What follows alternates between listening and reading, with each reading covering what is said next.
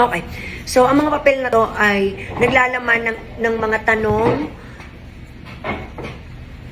mula sa inyo na sa akin nyo ini-address. Diba?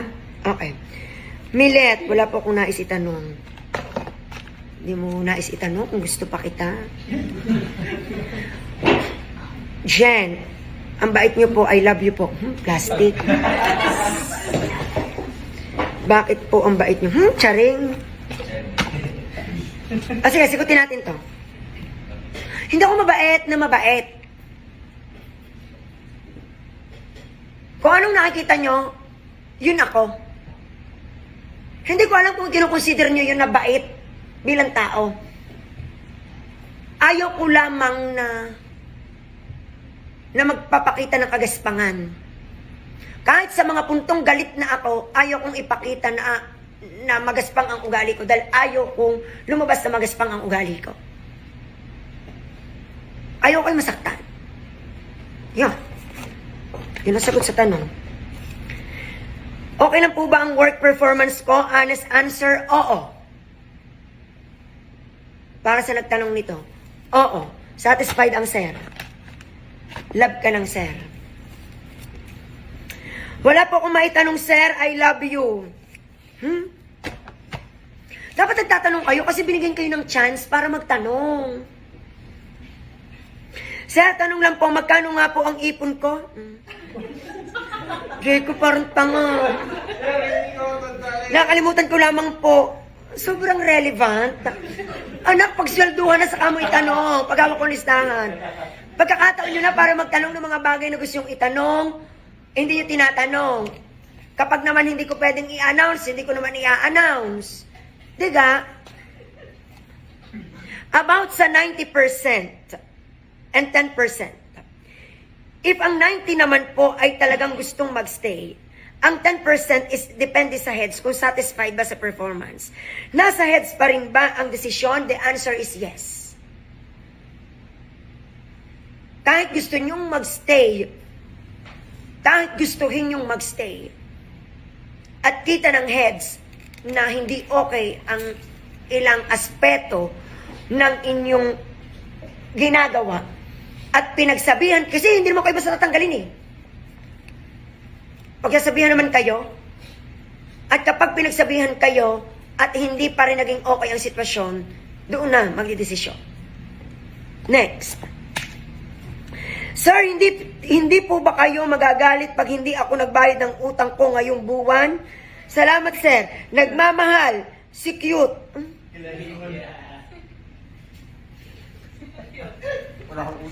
Tanong, kapag ba swelduhan at ang sweldo nyo ay talagang sumaga dahil malaki ang inyong bale, sinisingil ko pa ba? Oh, nailing kayo. Yun ang sagot. Madam ako magagalit. Sir, nagagalit po ba kayo sa akin kasi minsan mabagal po ako kumilos sa trabaho at minsan hindi ko po naaasikaso sa Ariel ng ayos at i-Ethel? Sa bagal ng kilos mo, hindi kayo napapansin.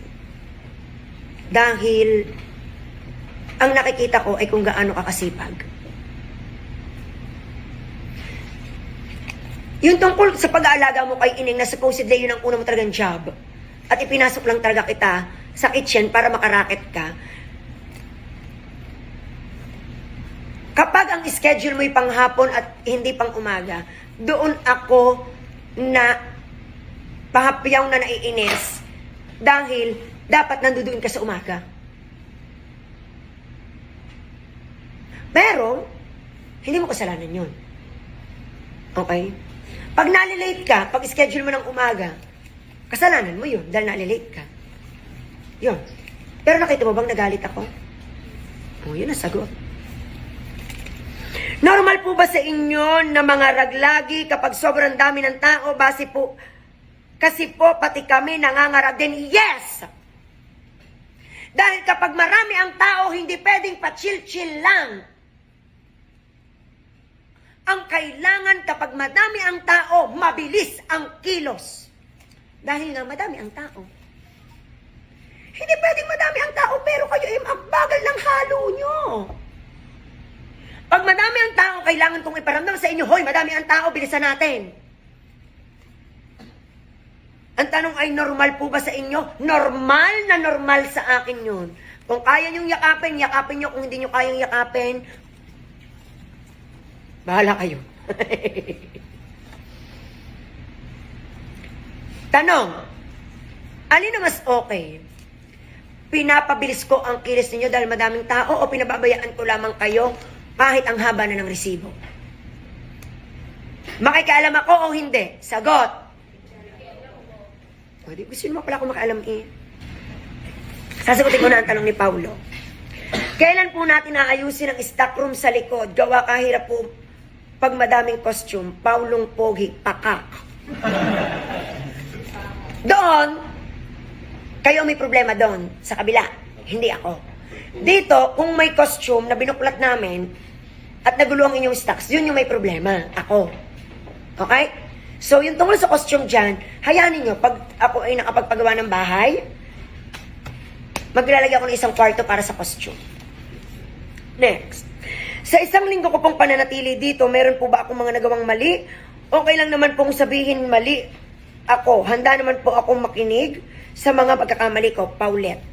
Wala. Gusto mo ng karugtong? Wala. Dahil as long as ginagawa mo ang trabaho mo at wala kang kaaway, yun ang okay sa akin. Ano mong pakiramdam na may pautang ng malaki? Yan.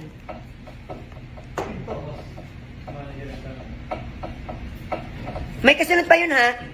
Sasagutin ko na agad. Pakiramdam, pinautang kita dahil kailangan mo. So, anong pakiramdam ko? Okay lang. Saan ako bahagi na iinis? Kapag hindi nagbabayad ng ayos. Wala nang interes, hindi pa nagbabayad ng ayos. Pero yung pagpapautang, wala nang problema sa akin. Sa inyo. Pero sa ibang tao, hindi mo ako basta-basta nagpapautang. Dahil nakakaltas ko sa inyo. Next. At saka kailangan nyo eh. Kaya okay lang sa akin.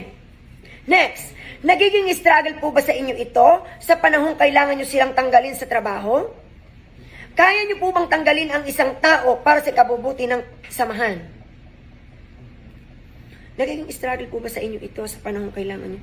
Hindi. Dahil ang pera ay pera lang. Hindi. Pag kailangan tanggalin sa trabaho, tatanggalin sa trabaho. Kahit may utang.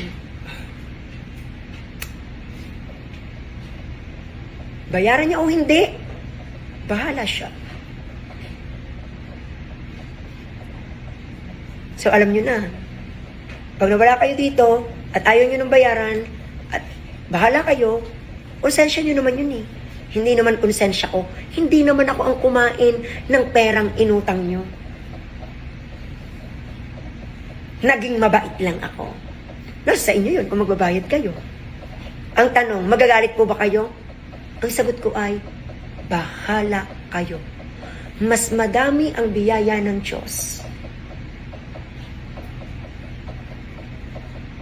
Pero sisingilin ko kayo, ano hindi ko kayo singilin? Ganda nyo ah.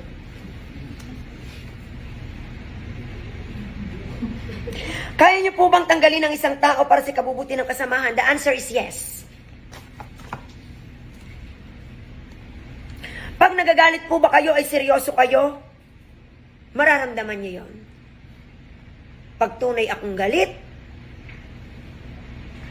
at hindi, mararamdaman niyo yon.